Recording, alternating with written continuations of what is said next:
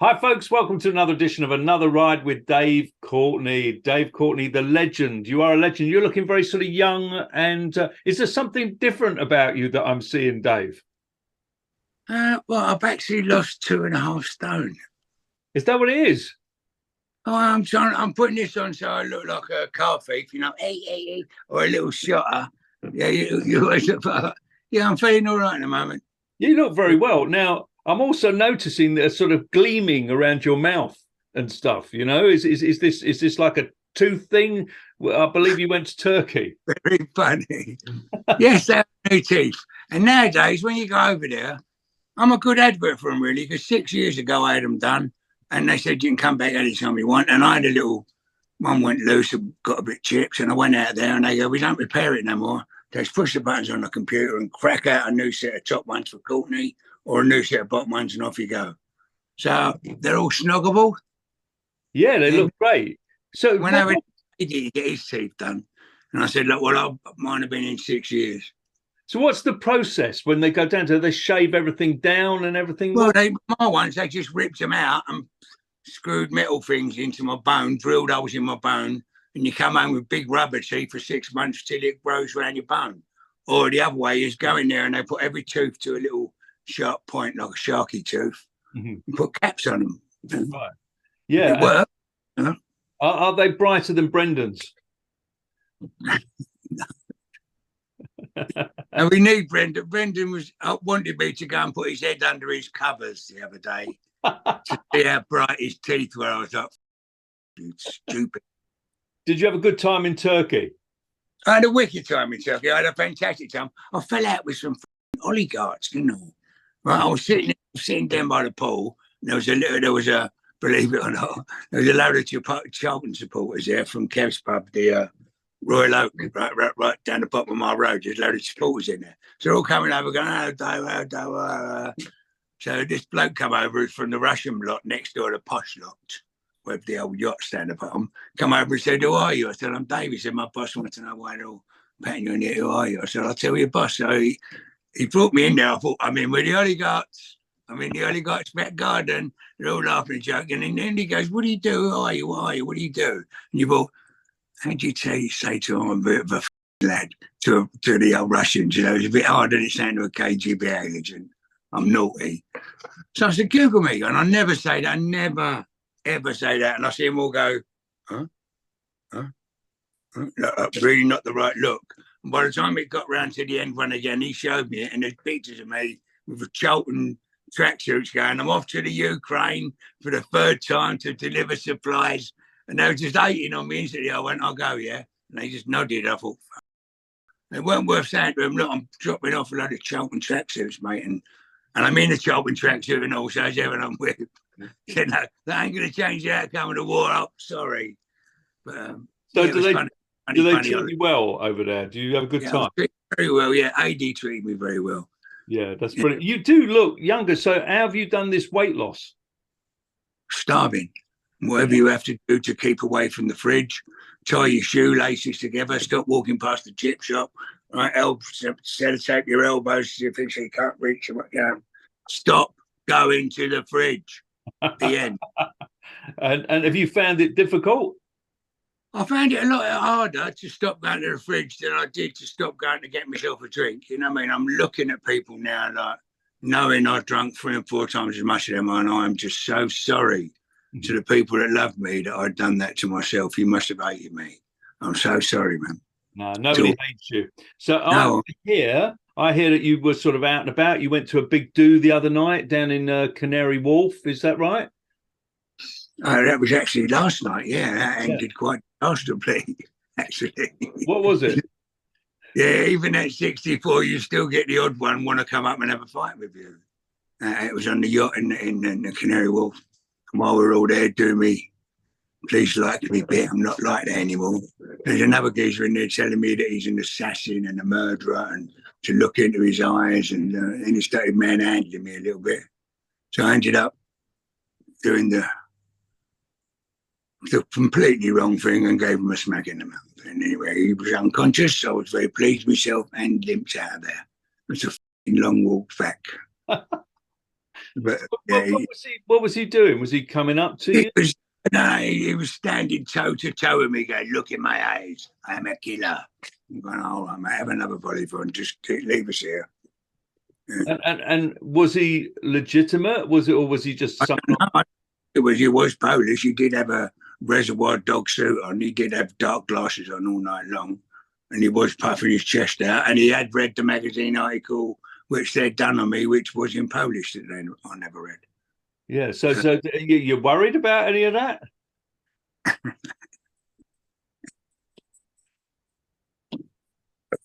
I'm worried about we might be running out of money to mend the boat. That's what I'm worried about. Might have Yeah, to get that's in. expensive. That is expensive, isn't it?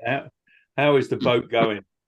It's not at the moment with due to lack of funds. Decided to weeks off. I want to wish Jen all the best of luck. She's going to get some tests today or this week. I want to wish her the best of luck. Yeah. So tell us about Jen. What's the situation with her? Well, she's had all of the chemo. She's had all the chemo. She's had all the. They couldn't do the hysterectomy because it spread a bit. So she's had everything. She looks fantastic. She looks better than before. Not one hair fell out. She still beat you up, fuck you to death. She was in here playing night before last. At Lady K's party, which went off fucking fantastic. Mm-hmm, mm-hmm. She just looks fantastic. And then Courtney at the moment, she's gone down the music trail, which I always dreamed that she would. Mm-hmm. And she's signed up now with Big Nasty's lot. She is bringing a record out called Anything. And brilliant. I want you to buy it, people, please. My daughter is coming out on the 4th of August for her first tune called Anything. Oh, isn't that now, please, let this firm thing be worth something. Give her a little boost. Yeah, yeah. Because I remember, Dave, your CD, Dave, that you put out was fantastic, wasn't it? It was, and sold thousands. On radio, it's glamorizing crime. It done loads, yeah. I actually sold over 16,000, which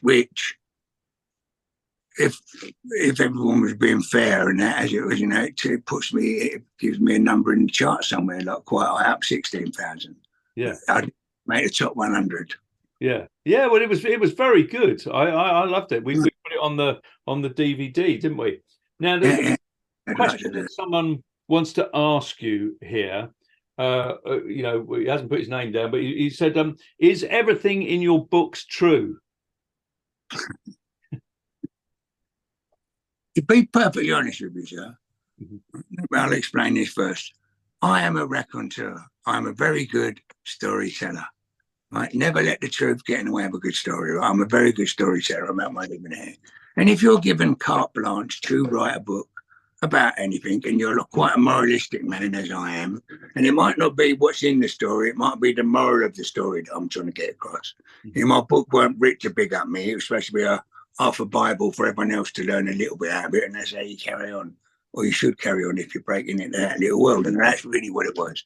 So if I was to stand up and say, is the same as anyone else that has ever wrote a book, you have got a poetic license and you make it entertaining. Mm-hmm. Yeah, if I just wrote you the truth, went here, done that, 5th of all, we've done that, etc., it would be boring. So I've embezzled my stories up a little bit, put the wrong names on here, the wrong streets on there, the wrong year on that. That was half a story, but the other half a stories, that half a story. They all know they are. You ain't got no one jumping up over the last 30 years going, "Oh, I've never done that. That's not true." I'm not writing about things that happened a million years ago. They're all alive today. So if I was a liar, if that's what you're insinuating, I might be guilty of exaggerating and keeping it funny and entertaining. And yes, I always will. Yeah, well, that's. I'm sure it's all true. I believe all of it. And embellished and action-packed. Most of the things I've done, everything I've ever done on telly. It's why they've asked you to go and do a book or go and talk on telly, because you can explain it well. And explaining it well, just like the press, you have to in answer to. I can't say every single word in there is the truth. No, I watched you on the Essex Boys thing recently. How was that? Yeah, that was quite cool. I mean, I thought I had a little bit more to say, to be honest. Mm-hmm. But it definitely opened up a load of questions here. You know what I mean? I've been saying it definitely showed you another view on the thing, that why wasn't anyone allowed? That's the question should be asked here. Why ain't the general public allowed to know that kind of information that the police have, you know, that they have? Why is the media so restricted on what it can and can't print and what it can and can't say about things? And purely to sheep people into being, you know, he bleated away, just being led up the garden path. Yeah. It's quite eye-opening, that was. So another thing I was interested in, what was the update on the KnuckleDuster situation? The update on the KnuckleDuster situation is they have actually, when I come home from the courts, there was a letter there, they have actually now nicked me and Brendan. And I've been in there 1,000 times, as you know. They give them back to me. They gave me a leather bag on it with props. And they went, if you're driving it around in the car, put it in that bag and you won't get nicked and blur. So that's how we stood with me and KnuckleDusters, my local police station. In the meantime, and they know all about my KnuckleDusters on the gates, tattooed on my body. Every photo I have is up there, right? So they know I'm sitting comfortable with how they've treated me with that. And then behind the scenes, they change the law, saying they're doing it for these big Rambo knives, but they've changed the law about KnuckleDusters, not told any. Tell me this ain't wrong, please. I'm not bleating over me. Change the law, then slip back round my house and went, them KnuckleDusters know you got them up there. You know, we've given back to you. We know they're there. And nicked me for it. And Brendan. And I can't get my head around that they've nicked me because they are Brendan's. Right? He owns the props company that there's already signed bits of papers, and everything in here is no longer Dave's. Right? It's now Brendan's props company, because I would be arrested for having guns in my house on the wall because I've been in prison.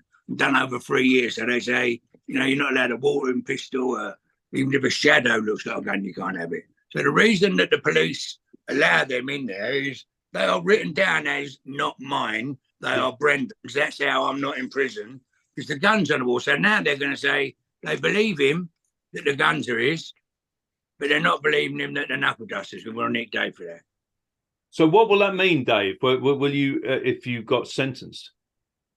I doubt very much I'm going to get sentenced. Just actually nicking me is a little bit cheeky on how they've done it. How they've actually done it. They've gave me all the KnuckleDusters back and gave me a props back and then come around with nicking it. But the maximum sentence is 4 years. I don't know what you have to do to get in that, and it goes from 6 months to 4 years. I'm pretty sure they're not going to, if they get the opportunity to get away with just locking Dave Courtney up for anything, they would. Right? But I'm really surprised I'm nicked at all, seeing as it was all Brendan, and he's gone, it's all mine. Why are you nicking Dave? They are mine. Right? Yeah. We'll look a little spiteful if we get a bit of bird, but I doubt it very much, to be quite honest. It's just possession of a KnuckleDuster. I can't go or they think I can't, because it was in my house and I was in possession of it. Why didn't they put that on the news? Because that one nicking, although I don't go to prison for it, is another firearm, is another weapons charge against me. I've been penaltied. Right? Stops me going to America, going to Australia. It's not a nothing nicking. It stops me getting my passport, and I don't want to be here. They said I had a live bullet in my house. Right? I thought I gave it boxes and boxes and boxes of bullets. I'll give them out at the shows, as you know. And they took one because they're so embarrassed to go, oh, it ain't nothing. They come back when it was live-o. Right. Yeah. But they did. I've got ammunition on me, too, and I'll have a KnuckleDuster on there, and I'll be asking to go and see me daughter in Australia, and they go, no. Down to these silly things. So they are winning. I'm hurting a bit. I find it hard to go guilty.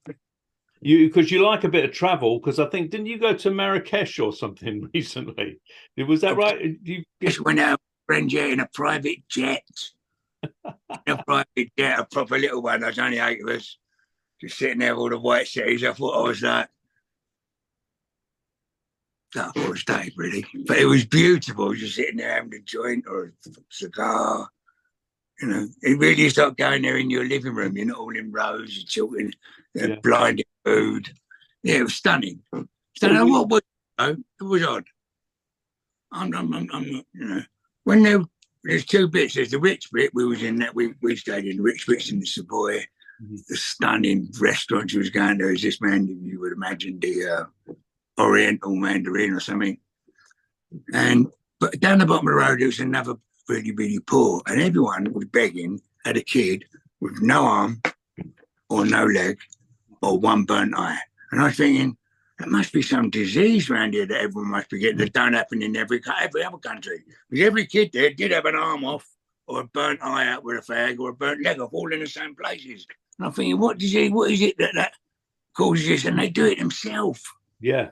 They chop like kids' legs off to go. I was like, oh my God. Fucking hell. Very weird. Did you go out in the desert or anything like that? Did you go on a camel? It was out in the desert to one of the really sexy tents. Now, it's always been a bit of me pulling up on the white stallion, the little bird in the tent with all the fucking, and we had all that. We had all the Bedouin fucking thing, and there was a geezer outside with a bucket and a recorder, getting the snake up and all that. I was trying to have my end away in the thing. I had to go out to him and go, hey, mate, the thing, the clarinet, yeah, I've seen the snake. I'm trying to get my end away. And I weren't frightened or anything until the last bit. They told me about a camel spider. And I thought, there ain't no spiders in the desert. And there's a thing. Please, if no one's seen this thing, have a look on the Google and check out what it is. A camel spider. It lies there upside down, bounces up onto the camel's stomach, bites it with an injection that's it numbs you like they're doing on a real operation, and starts eating you until I got down some woman's leg in the army, get her leg, get her thing. And now I've told about this, it's still dark. I can see bits of sand in the.